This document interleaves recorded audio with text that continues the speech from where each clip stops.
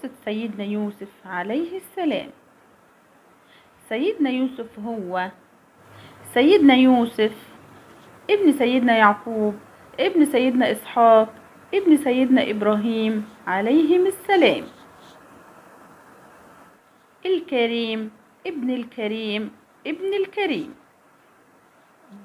سيدنا يوسف ربنا وهبه نص جمال البشر، يعني ربنا لما خلق جمال البشر قسمه نصين، نص اتوزع على البشر من ذرية آدم حتى نهاية الدنيا، والنص التاني ربنا اداه لسيدنا يوسف. فمهما شفنا حد شكله جميل فهو ما يجيش ذرة في جمال يوسف عليه السلام. فلما يكون طفل بالجمال ده طبيعي ان الناس تتجذب ليه ويهتموا بيه، خصوصا امه وابوه. ويا سلام بقى لو اجتمع مع الجمال الخارجي جمال داخلي من حسن خلق وصفاء قلب، وكمان زود على كل ده بشارة بالنبوة. متخيلين الحسد اللي ممكن يتعرض ليه من اللي حواليه؟ كان ليوسف عليه السلام 11 أخ، كان 10 منهم أكبر منه، والأصغر منه كان بنيامين. كان إخواته بيغيروا منه وبيحقدوا عليه، لأنهم كانوا في مخيلتهم إن أبوهم سيدنا يعقوب بيحب ابنه يوسف أكتر منهم. السؤال هنا، هل يعقوب عليه السلام كان بيحب يوسف أكتر من إخواته زي ما هم قالوا؟ صحيح إن يوسف عليه السلام يتحب، وكان ظاهر عليه علامات النباهة والذكاء، وإنه هيكون ليه شأن، وكمان شكله الجميل. والطبيعي إن الإنسان يحب كل حاجة جميلة، لكن مش معنى كده إن يعقوب عليه السلام كان بيحب يوسف أكتر منهم. مفيش أي دليل على كده. حتى ولو هو فعلا كان بيحب يوسف أكتر، فمش معنى كده إنه كان بيفرق بينهم في المعاملة. يعقوب عليه السلام نبي ومربي، فهو عارف كويس إنه لازم يعدل بين أبنائه. العدل إني أدي كل واحد من عيالي اللي محتاجه من الحب والاهتمام على حسب سنه. يعني الكبير مش هيتعامل زي الصغير، لأن أكيد الصغير عايز اهتمام أكبر. هو ده بالظبط اللي يعقوب عليه السلام كان عارفه وفهمه وبيطبقه. فطبيعي ان الصغير هياخد وقت اكبر، زي ما اخواته لما كانوا صغيرين في نفس سنه اخدوا نفس الوقت بالظبط. من الطبيعي ان الطفل الصغير بيبقى محاط بالحب والرعاية والاهتمام، لكن للأسف ساعات مهما حاولنا نفهم ونشرح اللي في دماغهم في دماغهم. وهو ده بالظبط اللي كان فيه اخوات يوسف. ترجموا اهتمام يعقوب عليه السلام كأب بطفلين صغيرين محتاجين رعاية انه كده بيحبهم اكتر منهم. ويعقوب عليه السلام كان حاسس بغيرتهم من يوسف عليه السلام، لكن ما كانش بإيده يعمل حاجة للغيرة دي، لأنه واضح ان الغيرة والحسد عموا قلوبهم. فالشاهد من الكلام كله ان يعقوب عليه السلام ما كانش بيفرق في المعاملة بين اولاده، لكن اولاده الكبار هم اللي ترجموا تصرفات يعقوب عليه السلام الصحيحة تجاه يوسف وبنيامين غلط، فبدأوا يحاسبوه على ظنهم هم، وما كلفوش نفسهم حتى يروحوا ويسألوه ويتأكدوا من ظنهم، وعلى طول اتهموه انه في ضلال مبين. وده طبعا سوء أدب مع أبوهم، وكمان مش أي أب، ده نبي من الأنبياء. وطبعا بعد ما فهمنا نفسية إخوات يوسف، خلونا نشوف إيه الحل اللي وصلوا ليه عشان يعالجوا المشكلة دي. قالوا لنفسهم نقتل يوسف ونخلص من القصة دي، وساعتها مش هيكون قصاد أبونا حل غير إنه يحبنا إحنا بداله، وبعدها هنتوب إن شاء الله وخلاص، والتوبة بتمسح اللي قبلها. ما جاش في بالهم مثلا إنهم يقعدوا يتكلموا مع أبوهم ويطلبوا منه إنه ياخد باله منهم ويهتم بيهم هم كمان، وإنهم بيغيروا منه، لكن الغيرة فرضت نفسها والشيطان ما صدق وزودها في قلوبهم لحد ما وصلها للحسد. وبطبيعة البشر الكبير بيغير من الصغير، لأن الأبوين بيدوله اهتمام أكبر من الكبير، وده بسبب طبيعة سنه الصغير وضعفه واحتياجه وقلة خبرته. لو تفتكروا قابيل قتل هابيل بسبب الغيرة اللي اتحولت لحسد. الغيرة أمر طبيعي ربنا فطره جوانا عشان نسعى للتنافس الشريف في الخير والطاعات، يعني نغير من بعض في التنافس بشكل عام على الآخرة، لكن تحولها للحسد بسبب غيرتنا من بعض على الدنيا هو اللي مذموم ومش طبيعي. لو اتحكمنا فيها وقاومناها يبقى احنا لحقنا نفسنا، لكن لو سبناها في قلوبنا تزيد هتتحول لحسد وتخلي الإنسان يقع في المحرم. الحسد بياكل الحسنات زي ما النار بتاكل الحطب. واحد من اخوات يوسف قال يا جماعة بلاش تقتلوا يوسف، مهما كان ده اخوكم، انتوا مش عايزينه يكون موجود وخلاص؟ خلاص ارموه في بير من الابيار، والناس وهي معدية تاخد مية من البير هتلاقيه وتاخدوا معاها وتبقوا خلصتوا منه من غير قتل ولا حاجة. فاتفقوا انهم يرموه في البير بدل ما يقتلوه. راحوا لأبوهم وقالوا له انهم عايزين ياخدوا يوسف معاهم وهم خارجين عشان يلعب ويستمتع. فأبوهم قال لهم أنا بحزن لما يوسف يبعد عني، وقال لهم إنه خايف أحسن الديب ياكله وهم مش واخدين بالهم. وممكن الكلمة دي تكون زودت الغيرة في قلوبهم، فردوا عليه وقالوا له إزاي الديب ياكله وإحنا مجموعة كبيرة كده؟ ده لو حصل يبقى إحنا عاجزين وفشلة وملناش لازمة. في النهاية يعقوب عليه السلام وافق إن يوسف يروح مع اخواته.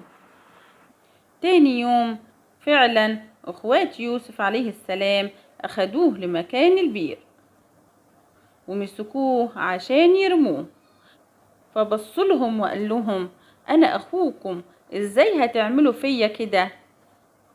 قالوا له انت ملكش ذنب، الذنب ذنب ابوك. وقلعوه القميص ورموه في البير. الغيرة والحسد عموا قلوبهم والشيطان مش سايبهم. في اللحظة دي ربنا أوحى ليوسف علشان يهون عليه خوفه وألمه، إنه في يوم من الأيام أنت هتحكي لإخواتك الموقف ده وهم مش عارفينك، وده من لطف ربنا بالعباد، بيبتليهم لكن في نفس الوقت يبعت لهم رسائل تطمنهم وتهدي من حرقة قلبهم. بعد كده اخوات يوسف عليه السلام اخدوا قميصه وغرقوه دم خروف كانوا ذبحوه، ورجعوا بالليل لابوهم ودخلوا عليه يقولوا له وهم بيعيطوا احنا رحنا نتسابق وسيبنا يوسف ياخد باله من الحاجات بتاعتنا، فالديب هجم عليه واكله. وطبعا انت مش هتصدقنا، انت دايما بتتهمنا بالكذب. قال لهم ابوهم انتوا كدابين، انتوا عملتوا حاجة في يوسف، هو يعني الديب اكل يوسف وغرق قميصه دم من غير القميص ما يتقطع؟ يعقوب عليه السلام واجههم بكذبهم وبالدليل عليه وقال لهم أنا هصبر على البلاء ده وهستعين بالله يصبر قلبي على الألم اللي أنا حاسس بيه وعلى الخذلان والإيذاء اللي شفته منكم. يعقوب عليه السلام كان حابب يوسف وحابب قربه منه وكاره فراقه بشكل عظيم جدا، فربنا ابتلاه واختبر صبره بعكس اللي هو عايزه، وهو ان يوسف بقى بعيد عنه ويعقوب ما يعرفش عنه حاجة إلا ما كان من وحي أو إلهام من الله، لكن بشكل عام غايب عن عينه وقلبه، ملهوف عليه وقلقان وحزين بدرجة كبيرة. فهنا الصبر أجره أعظم، لأن الصبر عن اللي انت بتحبه أشد من الصبر عن اللي انت مش بتحبه. ممكن بقى ناس تسأل وتقول هو ليه يعقوب عليه السلام سكت على جريمة أولاده لما رجعوا له قميص يوسف وعليه دم كده، وخصوصا انه ما صدقهمش لما شاف القميص سليم مش مقطع، وقال لهم بل سولت لكم أنفسكم أمرا. وليه ما راحش الموقع الجريمة عشان يدور عليه زي ما أي أب بيعمل في موقف زي ده؟ وكمان ليه ما أجبرهمش إنهم يعترفوا إيه اللي عملوه في أخوهم، واختاروا إنه يصبر؟ فصبر جميل والله المستعان على ما تصفون. اللي يجاوبنا على السؤال ده هو يعقوب عليه السلام نفسه، لما قال إنما أشكو بثي وحزني إلى الله وأعلم من الله ما لا تعلمون. الجملة دي بتبين إن ربنا أوحى ليه إنه ما يدورش في المسألة وإنه يسكت ويصبر، فعرف إن ورا اللي حصل له ده حكمة إلهية هو مش عارفها، وإن هيجي يوم وهيقابل فيه يوسف مرة تانية، لكن لازم يستنى ويصبر لحد ما حكمة ربنا تتحقق. وهنشوف مع بعض حكمة ربنا في الأحداث الجاية، وهنشوف إزاي يوسف رجع ليعقوب مرة تانية.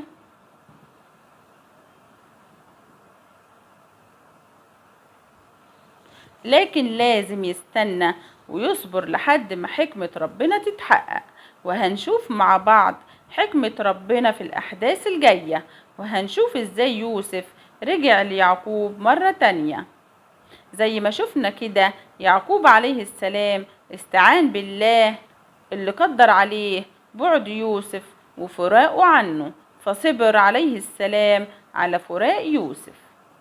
الصبر الجميل اللي من غير شكوى أو سخط أو سوء أدب مع الله، ورضا بقضاء ربنا، وتعبد لله بانتظار الفرج. في الوقت ده جت مجموعة من المسافرين في مكان البير اللي يوسف مرمي فيه، بعت واحد منهم عشان يجيب ليهم مية من البير. فلما نزل الراجل الدلو بتاعه في البير عشان يسحب المية، راح يوسف عليه السلام مسك في الدلو. رفع الراجل الدلو وفجأة لقى طفل متعلق فيه. قال يا سلام لقيت طفل. قال يا بشرى هذا غلام.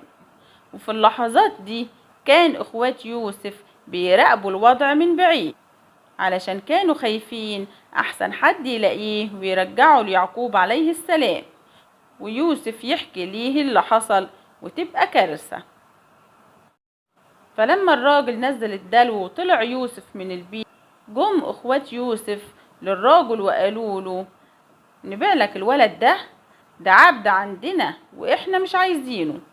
فباعوه في السر للراجل اللي طلعه من البير وخبوه وسط البضاعة. يوسف عليه السلام مش قادر يتكلم، خايف احسن اخواته ياخدوه ويرموه في بير تانية او يقتلوه المرة دي. لكن ربنا عز وجل يسمع ويرى ويعلم كل الجرائم بتاعتهم دي، واللي ختموها بالجريمة الأخيرة دي، فمعروف إن ربنا ما يقبلش بده، لأن بيع الحر من أكبر الجرائم. وللأسف دي مش بس جريمة بيع إنسان بريء، لكن ده أخوهم وأخوهم الصغير كمان، الضعيف، مش أي أخ. وباعوه لناس ما يعرفوش هيعملوه ازاي. هم مش بيفكروا في أي حاجة إلا مصلحتهم وهواهم في الخلاص من يوسف. باعوا يوسف عليه السلام بفلوس قليلة جدا، والسبب في كده إن الفلوس مش همهم أصلا، فخافوا لو زودوا في السعر الراجل ما يرضاش يشتريه. وفي تفسير تاني للآيتين، وهو إن الراجل اللي طلع يوسف من البير هو اللي أخده في السر مع أصحابه وباعوه بعدين من غير ما باقي القافلة يعرفوا بالموضوع. وهو كبياع كده كده مش خسران حاجة حتى لو باعوه بفلوس قليلة، لأن هو لاقيينه أصلا في الطريق وما اشترهوش. دلوقتي يوسف عليه السلام راح مع القافلة، والقافلة كانت رايحة مصر. دخل يوسف عليه السلام مصر واشتراه رجل من أهل مصر، وراح بيه لبيته وقال له زوجته خدي بالك من الولد ده واكرميه، يمكن ينفعنا بعمل أو على الأقل نتبناه ويبقى ابننا. وخصوصا إنه شاف جمال يوسف عليه السلام وشاف سمة الطيبة وعلامات الصلاح عليه. والظاهر من الكلام إن الراجل والست دول ما كانش عندهم أولاد، زي ما ربنا أنقذ يوسف عليه السلام بتدبيره الحكيم، فهو سبحانه كمان مكن ليوسف عليه السلام بأنه خلاه عند راجل يحسن إليه ويكرمه، وكمان راجل عنده منصب، وبعدين هيتعلم تفسير الرؤى. فكل حاجة ربنا بيقدرها بتكون لحكم عظيمة، لكن معظم الناس ما يعرفوش الحكم دي ومش بيتدبروا فيها، وحتى لو اتدبروا فيها فمحدش هيحيط بحكمته عز وجل أبدا. استقرت الأمور ليوسف عليه السلام في البيت ده والدنيا ماشية تمام، لكن الشيطان مش بيهداله بال، دايما موجود وواخد العهد انه يضل بني آدم، مش وراه غير الهدف ده، مستني اي فرصة ولو كانت بسيطة عشان يستغلها. فلعب المرة دي على مين؟ على امرأة العزيز، الست اللي المفروض في مقام أمه. يوسف عليه السلام بدأ يكبر ووصل لمرحلة الشباب والفتوة، الجسد القوي والشكل الجميل.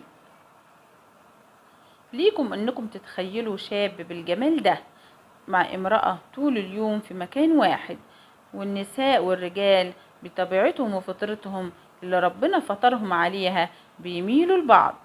في يوم من الأيام قفلت الأبواب بإحكام شديد وتأكدت إن زوجها مش موجود، وتزينت وكانت أصلا امرأة جميلة، وراودت يوسف عن نفسه في فعل الفاحشة المحرمة والعياذ بالله، وناسية إن ربنا شايفها وسمعها.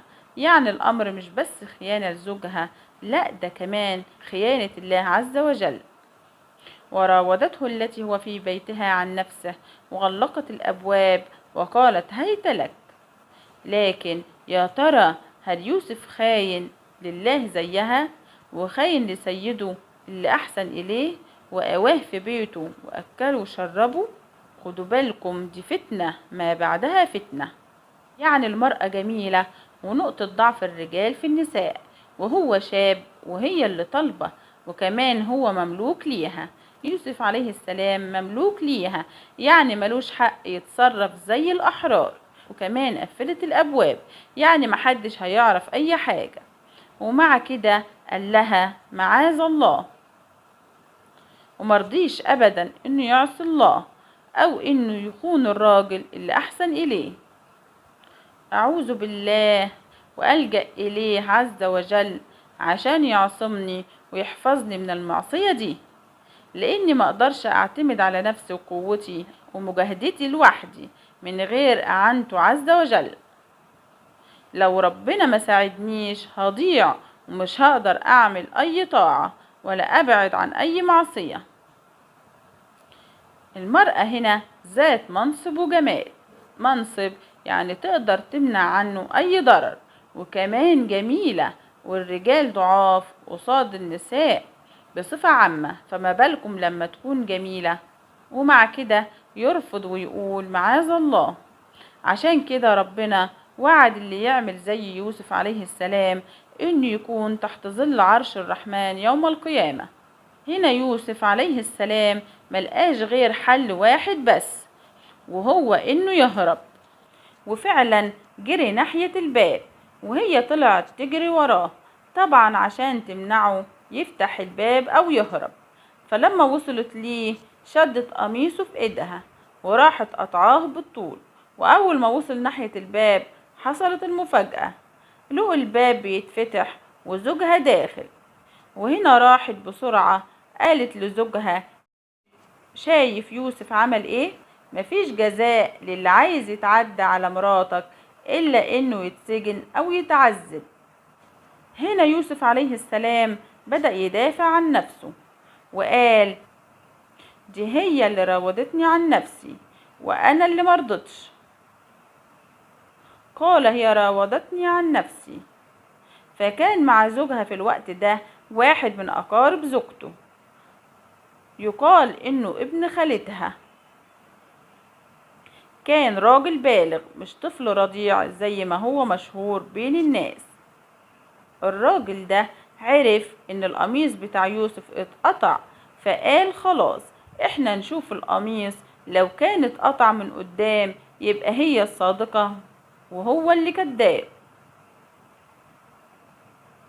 وشهد شاهد من أهلها إن كان قميصه قد من قبل فصدقت وهو من الكاذبين. ولو القميص كان مقطوع من ورا يبقى هي الكذابة وهو اللي صادق. وإن كان قميصه قد من دبر فكذبت وهو من الصادقين. فلما شافوا إن القميص مقطوع من الظهر زوجها قال ده من تدبيرك وكيدك، انت مش هو، إن كيدهن عظيم. زوجها بقى عمل ايه بعد ما عرف الحقيقة؟ قال لها استغفري وتوبي، وانت يا يوسف خلاص اقفل على الموضوع ده وما تجيبش سيرة، انسى الموضوع كأن شيئا لم يكن. وطبعا احنا شايفين هنا قوة شخصية المرأة وسرعة تفكيرها، وان الراجل ما قدرش يعمل لها حاجة من ضعفه طبعا للأسف. طيب مين بقى اللي سمع بالقصة دي كلها؟ اللي سمع نساء عيلة القوم اللي في المدينة. وأجاركم الله من لسان النساء لما يمسكوا عيب في واحدة، إلا من رحم الله طبعا. يا ترى النساء قالوا إيه؟ ده اللي هنعرفه في كمالة القصة الحلقة الجاية إن شاء الله.